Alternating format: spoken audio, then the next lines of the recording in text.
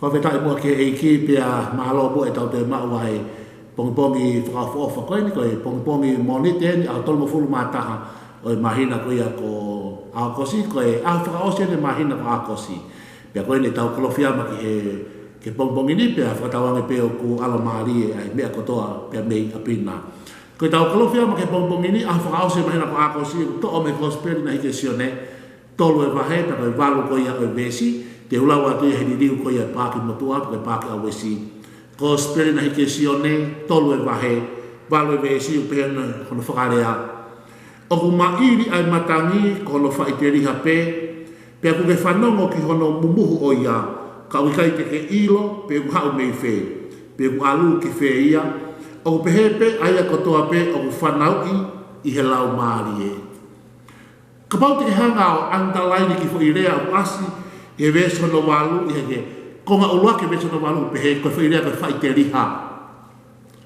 pia koe ka vei ngai e tau kalofia ma koe ia ke bongbongi ni o ku pehe ni hono wharea o ku mairi ai matangi koe ne whaiteri ha pia koe ka vei ngai tau kalofia ma o pehe tukuange ai matangi ke whaiteri ha i ho mo ui koe talanoa maari e koe sione mahano tolu e koe talanoa ina si isu mo tangata ko Nikotimasi ko tangata lotu eni tangata ni ano lakanga maalu he lotu ko ia whakasiu pia ko ena pō tala noa i fu i kaweinga o iloa koe whanau i fu au pe koe pōna kei kaweinga maho inga ina na whae na pō tala noa o kulai fuki na himea iau tau wha pō tala noa hange koe ni tau wha pō tala noa tau tala noa spoti tau tala noa akapulu ia kei mita tau tala noa politiki o kulai na i tō piki o whae pō tala noa ka ko mari e ko foi topi ko na ko potano asi su pa mo Nikotimasi ye sone mahelo tolu ko na tano foi ka veina ko fana i fo na popo tala noa pe ko tu ko foi ka veina le le autono ke ki popo tala noa ke pa mo mari pa mo family fe asi autoton ke hoko ko foi topi kia ke foi ka popo tala noa o firma to ta ko to pe ke fana i fo o firma to ta ko to pe ke ne talia si su ko e ki mo fa mo kapau ke whiau ki he vani, koe ni e whonga, o koe koe kau ki hasiasi, mea lere me kau kau ki hasiasi. Ka koe pau ia ki ke whanau i whoou. Pea koe whoi ka vei ngai na na pōpō tala noai. Koe whanau i whoou, pea koe pōn a kei kono uhi ngā, nai osi whanau i koe ia ki mua. Pea u toi whia mau koe ke toi whanau i. Reborn. Mana tu i pēna ke osi whanau i me koe pea me manaba koe ho whae. O gui koe ko date of birth. Koe, o no whanau i koe ia, o mo ui mai ke mamani koe ni. Koe hui ko oswhanau i mai koe tu o taha, kono hui ngana kare e sisunga Nikotimasi, o koe te whee mau koe, ke toi whanau, porn again, ke koe reporn. Nai oswhanau i koe, o koe whee mau koe, ke toi whanau, ai kono hui ngā, o whee mau ke whanau i tu oua koe. O koe e rea o pehe, ka pau e whanau i tu o taha pe kita, te mate tu oua.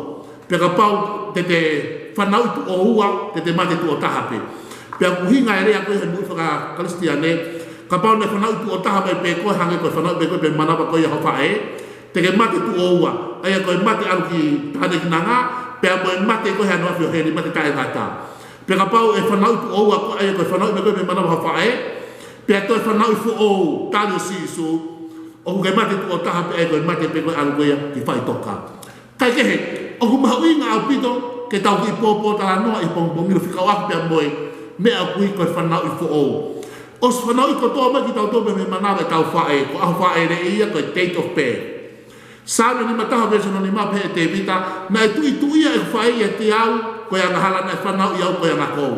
O hinga te vita, na i he manawa ni whae ko si anga hala. Pea whanau i mai ki whai mamani ko ni, hao e pea whai mamani anga hala koe ni. Koe uaki whanau i, ko toko taha ko toa pea mo ui mamani, na as whanau i mai koe pea me he manawa ho whae. O tau tō mai, tau tō he whai mamani anga hala, tau hoko e pe koe anga hala ko hui koe tō koe loko ko mātua. Tau mai fwoi ngā tula, tō tōlo koe anga hala he mo ui koe ia ai tangata. Pakono hui ngai ne whie mau e si iso Nikotimasi ke toi whanau i fo ou. He ko hui ko toko taha ko tō pēne e whanau i uaki mai, ne whanau i mai he ngā tula koe mea koe anga hala. Pea whie mau lewa koe pea moau ke toi reborn, pe koe born again. Os whanau i mai koe pea toi whie mau koe ke toi whanau i fo ou. O whie mau, ai toko taha ko toko toa pe, ke ua ho ahu wha ere i. Ahu wha ere i koe ane whanau i ai koe ki mamani koe ni, pa me manava ho whae, pe o tonu ke to iai pe me aho whae rei, ho whanau i fu ou, ho tali ko ia sisu, ko eki mo whakamoe, ko aho kafa i. Lawe kia ia puna ke, ko si aho ia, ko si aho ia. Aho ku whakatau atai na, aho ku vete ani. Ai aho, ai taimu ke tuku lolo, ke tali a sisu, ko eki mo whakamoe, pe a toi whanau iai koe. Tāke e, niko timasi ka sisu, e anga whewhe e le hoko, te toi whoki ki he manawe whae, kua wini o go motua. Pea maari e mori whi whakamatala a sisu. Tāke lewa sisu, e niko timasi, o ku mairi ai matangi ko ene whai te riha pe. O ki kai ke tau iwe tau tolu pe koe hau mei whe, pe koe au ki whe, ai matangi ko ia. O whai te riha pe, he ko pehe pe hano whanau i koe hatako taha i lau maari. Pe koe ka mei ngai a, koe tau kalowhiama ko ia koe aho ni. Koe tala noa ki whanau i fu ou, pe moe tukuange ai matangi o lau maari e whai te riha. Koe matangi koe metaphor, porque whakatai peia ki ngau e lau maari e mana Holy Spirit. Porque peheto e si Jesu, niko timasi, koe whanau i ko ia i he lau maari, koe whanau i ko ia fo o upehenia. O kutukuane pe matangia ke whai te riha. Koe matangi ko ia koe lau maari e maadonia. Ka pauti ke tukuane pe koe matangi ke whai te riha. O kai ke ulawa o sio ki he matangi. O kai ke ilo e porque ne hau mei fe, porque ne alu mei fe. Koe me pe o ko ilo o exist ai matangi ko ia o ko ke manawa. Breathe in and breathe out. O ko lawa ke whatonga ai akau ngawe. Lawa lewa ke wilo o ha, o biai mea koe matangi, tau ke matangi na mo ea. O kai ke lawa sio ki ai, o ke wilo porque ni hau mei fe koe ni alu ki fe. O ku peheto pe ai ngawe ai lau maari manu. Kala e si so ni kutimasi, koe whanau fo ou, o ku maka tuu ngai he ngawe ai lau maari ma oni oni. Na tōre mai rea wake si su he vesi hono walu, pe rewa e si su, o ku whai te riha, o ku mairi ai matangi ko ene whai te riha. Pea koe ka veinga i tau kolowhia mahe aho ni. Tukuange matangi o lau maari e maana ni, ke whai te riha i ho moui, whai te riha ho whamiri. Pea te whai te riha he siasi. O ku mairi ai matangi ko ene whai te riha. Kai ke ngilo e a koe mea ku whakatonga i, o ku ngawe lai akau. Ko whakatonga i, ku ngawe lai akau, pea mahina lima ke te au, o ku taua e matangi. O ku taua ai matangi. Uluaki, ngawe, o ku ngawe, e lai akau. Koe mea honua ku whatonga i, o ku hoko he taino taua e matangi ki he akau. O ku mapaki whakaki iwa a motua. Mapaki, kai toi me whakaki iwa a ko o. Koe ngahi wa aku o popo, koe ngahi lau ko motua, ngangana ia. Koe ila me fe, na e taua e matangi. Mea ewa, o ku ngawe, e lau koe a akau, na e taua e matangi. Koe taina ku taua e matangi lau mani ho moui, something more, something happened, something changed in your life. Pea lava rea ki whakatoka ngai, na e taua e matangi. Kai ki hanga mahi noi, pe koe ne hau mei fe, na e au ki fe, pe ne heanga fe fe ni ngawe. Koe mea me ko whakatoka ngai ku ngawe. O ki ai mea ku ngawe, na e taua e matangi. Uloaki e ua, o ku ngangana. Ngangana whakilau motua, hana e taua e matangi ai. Kapaka toko taha ngupu lau koe, ko ngangana ia. Ta e taua e matangi ai. Toko taha kape koe, ko ngangana ia. Hena e taua e matangi ai. Siana kākā koe, ko mapaki kotoa e lau e koe ia. Hena e taua e matangi ai. O ku taua e matangi he akau, o ku ngaue. Something more. Something change.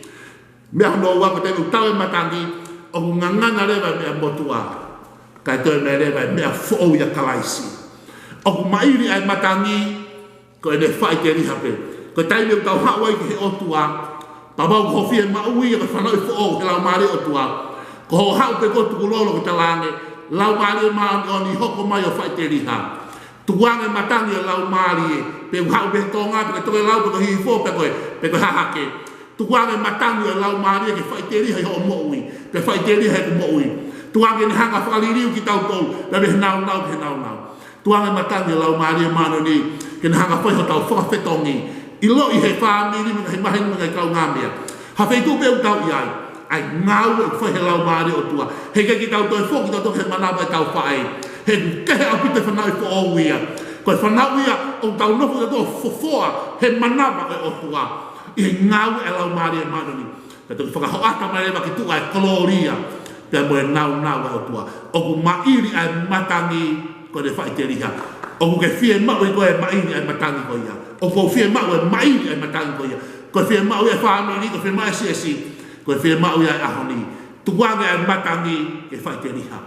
Hau ke o tua pe tuanga e matangi lau maari e maano ni. Ke ne hanga mau tangi koe. No tumaki ulu ko fai. Pe pure i koe, pe taki ko he lau maari. Pe ke rea he lau maari. Pe ke sio he lau maari. Mea ko tō me si fully controlled by the move of the Holy Spirit. Tuanga e matangi ke fai te riha ho poui. Your family pa be fo ke siasi. Ke tau lote tamai, ke lote ke afiona, ke tape ke na mo e ke toko tako to toa pe. Pe ke au pe ngeia, me langi, pe tuku moe o tua ke fai te riha. Fai te riha lau maari e maanoni he maungahi moui. Fai te riha maungahi family. Ke fai te riha mau siasi. Hangi ai matangi pe febe hane tau, me hema me matau, tonga me toke lau. Tuange mau talo lo ko toa pe teke pe ngeia me langi afiona. Jesus Christ ko ala mo fo maui. Amen.